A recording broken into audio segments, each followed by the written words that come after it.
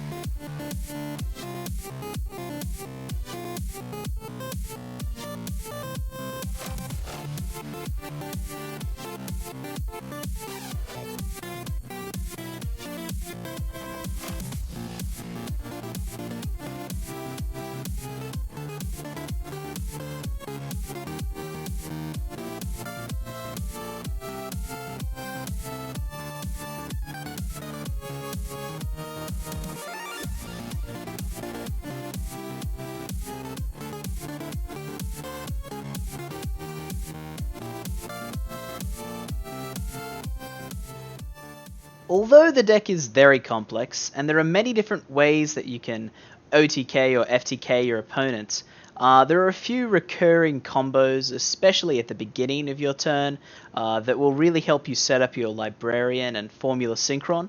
So I'm going to go through a few of those now. So one of the most important combos is Red Resonator and a Lonefire Blossom. Lonefire Blossom will be special summoned by Red Resonator, and then it'll tribute itself in order to summon a copy of itself. It'll do that again, and then finally bring out Dandelion. Those two materials will now synchro for a 5-star, which will be Accel Synchron, and you'll get 2 fluff tokens from the Dandelion. Now, Accel Synchron will activate its effect, sending a Jet Synchron from the deck to the graveyard, and decreasing its own level to a level 4. Now the Accel Synchron and one of the fluff tokens will combine together in order to make a Librarian. You'll bring Jet Synchron back from the graveyard by discarding a card, and then you'll synchro the remaining fluff token with the Jet Synchron for a Formula Synchron. This will net you 2 cards and give you a great start towards FTKing your opponent. Now, to actually FTK your opponent, you need to burn him in lots of 2,000 life points. So 2 of those are usually going to come from the Scarlights, then 1 is going to come from the Bane, and then the other one can come from either the Tempest Magician or the Darkstrike Fighter.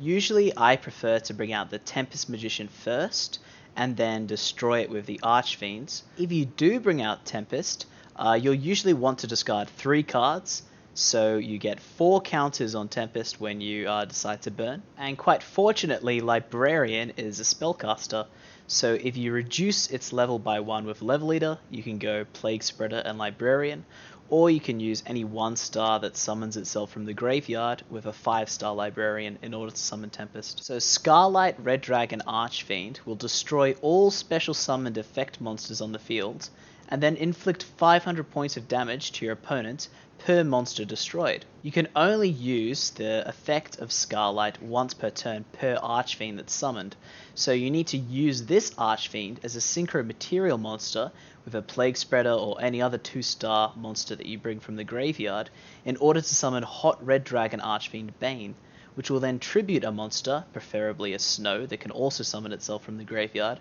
in order to re-summon the Archfiend, and then you can use Archfiend's effect again.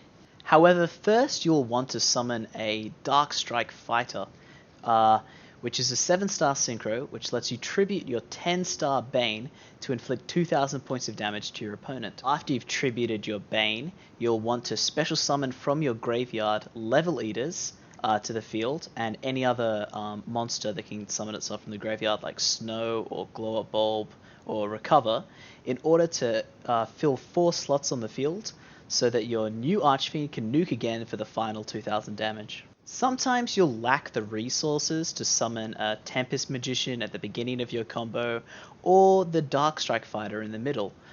In these cases, you need to summon another Archfiend at the end by reducing your final Archfiend's level by 1, and then special summoning a 1-star tuner from the graveyard, like Glow Up Bulb, in order to summon the final Archfiend and complete the combo. The deck is actually quite consistent at FTKing your opponent, assuming you go first, but it does have some major weaknesses. First of all, Ghost Ogre is really strong against the deck, as it can pop your Librarian or pop a key piece of your combo like Red Resonator. Effect Veiler is another difficult hand trap to get around. And of course, going second, the deck has to actually play a game of Yu-Gi-Oh! And sometimes it's not quite up to par with decks like Metal Foes or Palzoics. I played the deck at YCS Sydney, and I went 3-3 before leaving before the last round, as it was getting quite late. And it was pretty successful. It beat Blue Eyes twice, it lost to Metal Foes twice. They were the 2 games that I didn't win the die roll, and it lost once to a Burning Abyss after bricking. So I'd recommend playing this deck for fun before Level Leader gets banned, and there's probably many ways to improve the deck that would make it slightly more consistent. So yeah, try pick it up, it's worth it.